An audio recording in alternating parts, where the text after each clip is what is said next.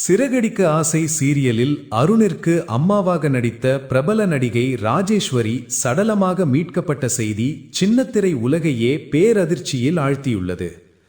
பிரபல டிவியில் ஒளிபரப்பாகி வரும் சிறகடிக்க ஆசை சீரியலில் கோமதி பிரியா கதாநாயகியாக நடித்து வரும் நிலையில் அதே சீரியலில் அருணின் அம்மா கதாபாத்திரத்தில் நடித்தவர் ராஜேஸ்வரி. 24 ஆண்டுகளுக்கு முன் சதீஷ் என்பவரை காதலித்து திருமணம் செய்து கொண்ட இவர் ஹேமந்த் மற்றும் தனி என்ற 2 மகள்களுக்கு தாயாராக இருந்தார். மேலும் பாக்கியலட்சுமி உள்ளிட்ட பல சீரியல்களிலும் நடித்திருந்தார். இந்நிலையில் கடந்த சில நாட்களாக இவரது குடும்பத்தில் பிரச்சனைகள் கிளம்பியதால் தனது கணவரை விட்டு 8ஆம் தேதி தாய் வீட்டிற்கு சென்றிருந்தார். அங்கு யாரிடமும் பேசாமல் மன உளைச்சலில் இருந்ததாக தகவல்.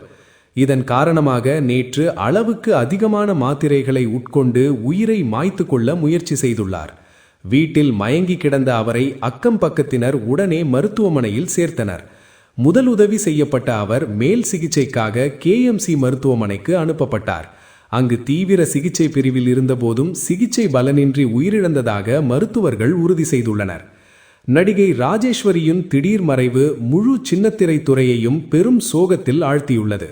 மேலும் இவரது மரணம் குறித்து சைதாப்பேட்டை போலீசார் வழக்கு பதிவு செய்து விசாரணை நடத்தி வருகின்றனர்.